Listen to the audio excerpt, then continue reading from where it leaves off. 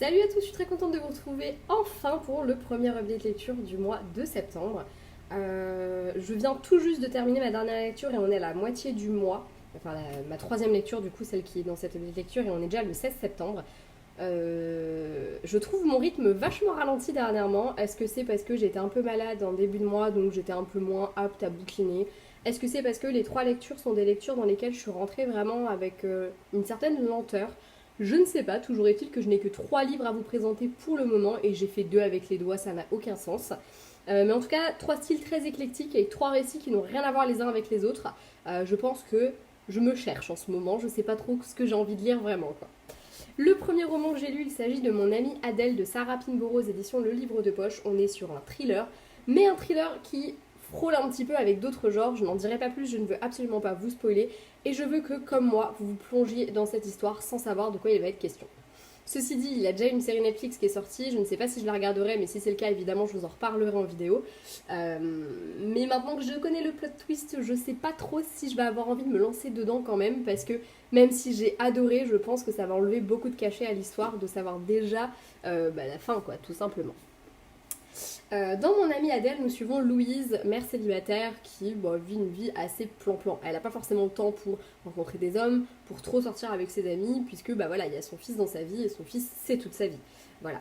Elle va rencontrer cependant un homme, justement, dans un bar, ils vont se rouler des galoches toute la nuit, et elle va apprendre la semaine suivante qu'il s'agit de son nouveau boss, et qu'en plus de ça, il est marié. Les choses vont devenir encore plus cheloues quand la femme de celui-ci, Adèle, va tranquillement mais sûrement se rapprocher de Louise. Voilà. Entre manipulation, ménage à trois, enfin très chelou, bref, ce récit nous plonge complètement dans une ambiance très particulière, celle qui est propre au thriller de Sarah Pinborough. Ce qui est particulier avec cette autrice, c'est que les premiers romans que j'ai lus d'elle, je les ai détestés vraiment, enfin le premier, je l'ai détesté, et tous ces thrillers, je les adore, je trouve que elle a une plume qui est faite pour le thriller, je trouve que vraiment elle maîtrise à la perfection ce genre. C'est vrai que quand tu en as lu quelques-uns, tu finis par voir quelques mécanismes, mais là pour le coup celui-ci il m'a complètement bluffé parce que je n'aurais jamais pu deviner ce qu'il en était. Vraiment. Jamais je n'aurais pu deviner ce qu'il en était. Donnez-moi votre avis si vous l'avez lu ou même si vous avez vu la série, est-ce que vous aussi vous vous êtes fait avoir? Peut-être que dans la série c'est fait autrement, je peux pas trop en parler, mais en tout cas dans le livre, c'est clair et net que je n'avais absolument rien vu venir à aucun moment. Et j'ai trouvé ça assez dingue parce que l'autrice jongle entre les genres et permet en fait que le lecteur soit complètement paumé. Il est question de manipulation très rapidement. En plus de ça, comme on suit les deux points de vue, on va bien se rendre compte que Adèle, voilà, elle n'est pas la dernière, on va dire, hein, pour manipuler son monde. Et c'est assez rigolo de voir comment le cerveau humain il fait les choses parce qu'il y a certaines déductions qui vont être faites par Louise. Et à aucun moment Adèle n'a dit certaines choses, n'a laissé entendre certaines choses, c'est juste des petits détails et bim. Et je trouve ça hyper intéressant toute cette partie-là, la partie psychologie, je trouve que pour le coup c'est un thriller psychologique très efficace de ce point de vue-là. On a vraiment cette dimension qui est très très particulière et c'est plus le plan qui est mis en place qui en fait va complètement nous surprendre. Voilà, moi il y avait des choses que je les avais vues venir, notamment encore une fois dans la psychologie des personnages, sur ce qu'il allait advenir un petit peu de comment Louise voyait les choses, de la façon de se rapprocher d'Adèle, tout ça. Ça, entre guillemets, j'avais pas eu de grosse surprise, c'est plus sur le reste où là, franchement, j'ai été complètement bluffée. Ça marche très très bien, c'est un super bon roman et je vous le conseille vraiment beaucoup. Je veux vraiment pas trop vous en dire, j'ai super peur de vous spoiler et que ça gâche le plaisir et ça gâche surtout ce truc que moi je m'y attendais pas du tout. Et il y a vraiment des moments où je me disais, mais je vois pas où est-ce qu'elle veut en venir et j'adore ça. Voilà, vraiment. En plus, encore une fois, comme je vous le dis, moi il y a eu plusieurs romans de l'autrice où en fait je voyais qui tirait les ficelles et j'ai pas été surprise sur la fin de découvrir que oui, bon, en effet, j'avais vu le truc venir parce que je trouve que ces personnages, d'une certaine manière, ils se ressemblent un peu tous. Je sais par exemple dans 13 minutes, qui est le dernier thriller d'elle que j'ai lu, qui est un roman young adulte, j'ai pas été surprise plus que ça. Il y a plein de détails qui m'ont surpris évidemment et voilà, je n'aurais jamais été capable de dire bah tiens il va se passer ça, ça, ça. Mais le revirement de la fin, je l'avais un peu senti venir parce que je connais un peu la plume de l'autrice maintenant. Je sais comment est-ce qu'elle crée ses intrigues et ses personnages. Là en l'occurrence, j'avais beau avoir quelques cartes en main, en fait à la fin tout est rebattu et tu te rends compte que tu n'y étais pas du tout et que en fait c'est même pas que tu n'y étais pas du tout parce que moi personnellement je n'ai rien vu venir, je n'avais aucune idée de comment les choses allaient se passer. où est-ce que l'autrice voulait nous emmener, je ne le savais pas. Donc franchement, carton plein, j'ai adoré, je me suis complètement fait balader. Je sais pas si c'est mon préféré parce que j'ai aimé tous ceux que j'ai lus de Pimboro en termes de thriller. Mais en tout cas, celui-ci, il aurait eu le mérite de complètement me ravager sans que je sache vraiment ce qu'il en était et sans savoir d'un bout à l'autre où le récit allait me mener. Donc ouais, très très très très très bonne lecture. Après ça, on passe, je pense, sur ce qui est pour l'instant mon coup de cœur du mois. En même temps, sur 3 livres, j'ai envie de dire, c'est pas hyper compliqué d'avoir un coup de cœur. Il s'agit de Jusqu'en enfer de Lee Bardugo aux éditions de Saxus. C'est la suite de La 9e maison, roman que j'avais adoré et dans lequel on suit les sociétés secrètes de Yale, l'université. Sociétés secrètes qui sont liées par la magie. En effet, chaque société secrète va faire des rituels, etc. Et cela sous le couvert de la 9e maison. Cette 9e maison, c'est celle qui encadre chacun des rituels. C'est une façon, en fait, tout simplement pour les sociétés secrètes de s'assurer que voilà, l'université leur tire pas trop dans les pattes parce que c'est vrai que faire de la magie, surtout dans des rituels un peu... c'est glauque sa mère, bon sang. Voilà, il vaut mieux que ce soit un petit peu encadré, tout ça, tout ça.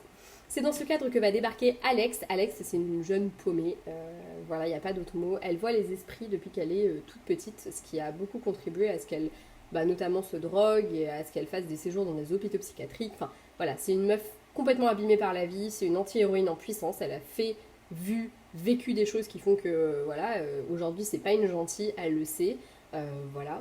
Et elle va se retrouver à devenir l'apprentie de Daniel Arlington, d'Arlington pour les intimes, dans le tome 1, et on va suivre du coup son épopée au sein de la 9e maison.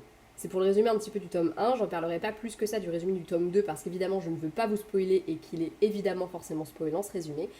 Mais ce tome 2 se déroule vraiment après les événements du tome précédent et une mission pour Alex, toute trouvée, qui va être trouvée et évidemment elle va réunir une espèce d'équipe autour d'elle, une équipe de bras cassés parce que c'est une mission très secrète, il faut surtout pas que la 9e maison entende parler de ce qu'elle est sur le point de faire et elle va se lancer dans cette mission. J'ai apprécié tout particulièrement justement ce petit groupe qui se crée autour d'Alex et autour de cette mission commune. Un groupe où tu as l'impression vraiment que les gens ils ont absolument pas le choix que d'être là, on leur laisse pas le choix, soit ils sont menacés, soit ils le font par dépit, mais ils le font quand même. Et j'ai vraiment aimé le fait que qu'on ait cette dimension de personnes qui n'ont rien à faire les unes avec les autres et qui pourtant vont créer un groupe hyper soudé.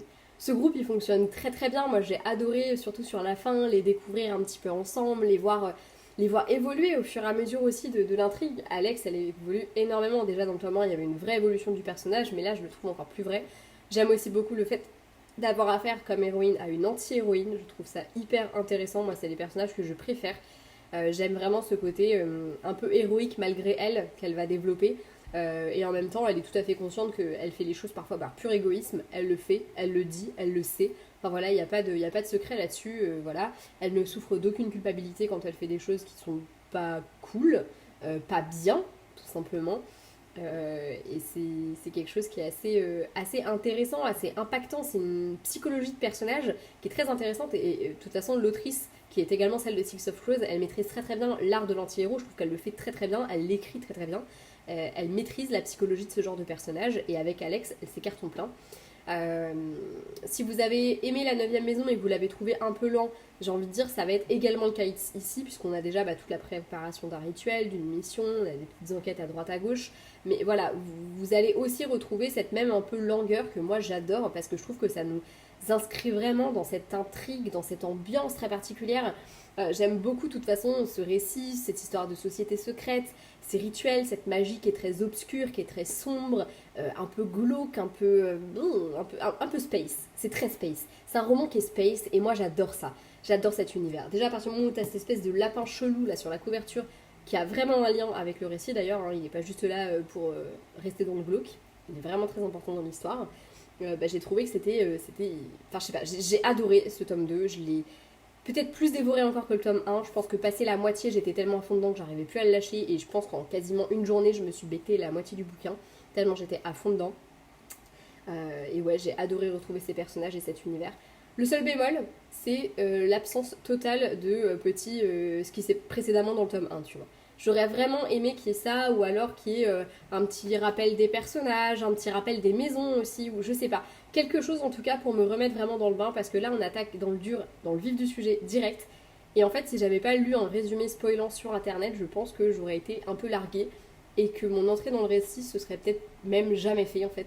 Et j'aurais fini par lâcher l'affaire parce que je l'ai lu à sa sortie, le tome 1, donc je me rappelle très peu, je ne sais plus quand est-ce qu'il est sorti, mais je pense que ça fait bien 3 ans à peu près. Donc je l'ai lu il y a un petit moment et j'avoue que voilà, je n'étais plus du tout dedans. Et je trouve dommage aujourd'hui que ce soit pas quelque chose qui soit plus répandu, d'avoir des résumés ou au moins un petit rappel de ce qui s'est passé ou au moins des personnages, de ce qu'ils ont vécu et tout. Je trouve que ça pourrait être vraiment bien à mettre en place. Voilà, parce que sur des univers comme celui-ci, avec autant de protagonistes différents et vraiment beaucoup de choses qui se passent aussi, c'est un peu délicat de repartir comme ça dedans et de... Voilà, on est un peu livré à nous-mêmes et je trouve ça dommage. Voilà. Malgré tout, carton plein pour ce tome 2 que je vous conseille du fond du cœur. On va passer ensuite au petit... Alors, pas de déception parce que c'est pas une déception pour autant, mais au livre que j'ai un peu moins aimé que les deux autres, puisque les deux autres, franchement, à chaque fois on frôle le coup de cœur ou alors on est en plein dedans. J'ai lu Les Lettres de Rose de Clarisse Sabar aux éditions Charleston. On est sur une édition limitée, c'était pour les 10 ans de Charleston, ils ont réédité plusieurs de leurs titres les plus vendus dans cette petite édition rose avec un petit jaspage rose. Voilà, avec les dorures qui se barrent déjà à moitié, puisque je l'ai pas mal trimballé ces derniers temps, vu que je l'ai terminé hier soir. Les Lettres de Rose nous racontent l'histoire de Lola, qui a été adoptée quand elle avait 3 mois et qui va découvrir que sa grand-mère, qui vient de décéder, vient de lui léguer quelque chose. Elle va aller dans le petit village d'Aubéry où a grandi sa grand-mère, va découvrir qu'elle lui a légué ni plus ni moins qu'une maison. Et dans cette maison, il y a différentes lettres, des journaux intimes, tout pour qu'elle retrace en fait sa vie. Voilà, d'où est-ce qu'elle vient, la vie de sa famille. Du coup, on va suivre en parallèle Lola qui arrive dans ce village et qui découvre les gens de ce village, qui découvre l'histoire de ce village, et en même temps les récits de Rose, donc ses lettres, ses journaux intimes, etc. Et bien c'est très particulier parce que du coup le récit, j'ai vraiment senti qu'il était scindé en deux. Parce que les Lettres de Rose, j'ai adoré ces passages, je les dévorais, j'arrivais pas à les lâcher, j'avais envie d'en savoir plus. Et les passages où on suivait Lola, j'ai pas aimé plus que ça, et je traînais, et j'avais la flemme de lire. Parce que je trouve que Lola est un personnage assez insipide. Je l'ai trouvé hyper fade.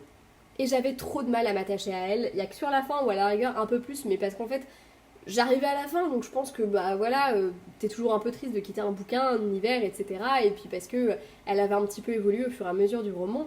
Mais au début, oh là là, j'avais vraiment du mal avec elle. Et heureusement qu'il y avait les Lettres de Rose pour contrebalancer tout ça. Voilà. Les Lettres de Rose, ces passages-là, j'ai vraiment adoré. J'ai aimé toute l'histoire que l'on va suivre parce qu'on va suivre d'abord la mère de Rose, puis sa fille.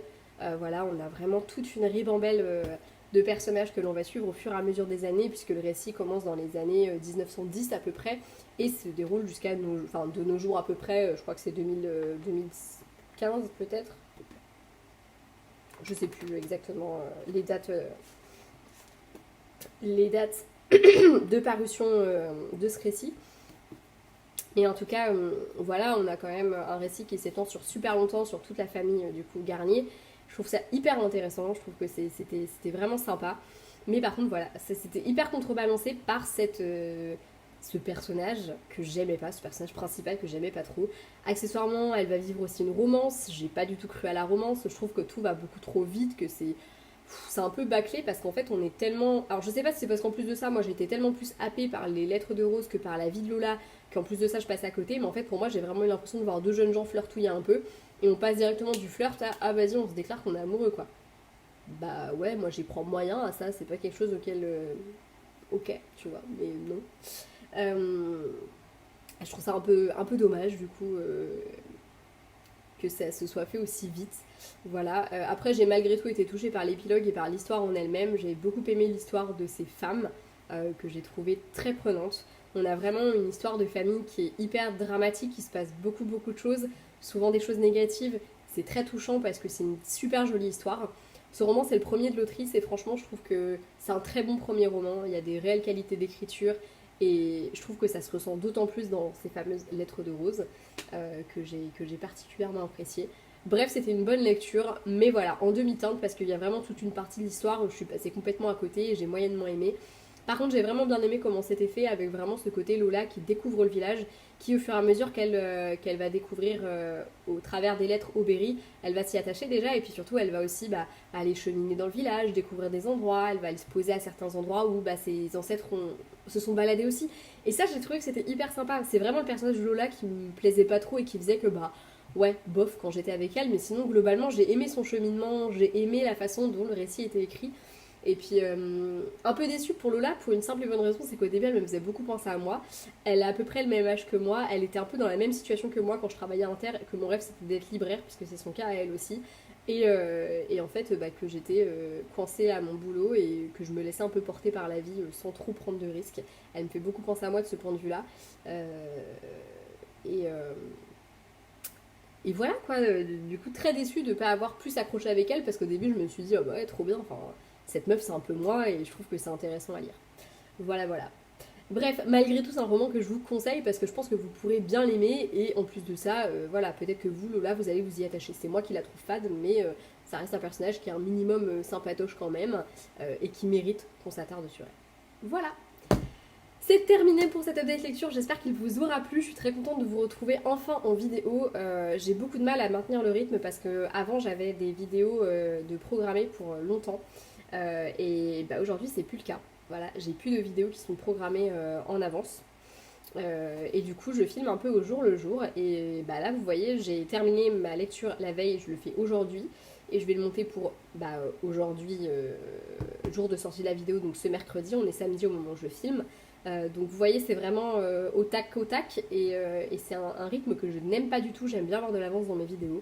Donc je vais essayer de trouver des concepts pour un peu meubler malheureusement parce que en fait il y a des passages où je vais lire tellement que mes updates lecture vous allez bouffer du mois de septembre jusqu'au mois de novembre et là en l'occurrence c'est pas du tout le cas et ça m'embête un petit peu. Bref, j'espère malgré tout que cette vidéo vous aura plu et et que je vous ai donné envie de découvrir ces romans. Je vous fais de gros bisous, à bientôt dans une prochaine vidéo. Ciao.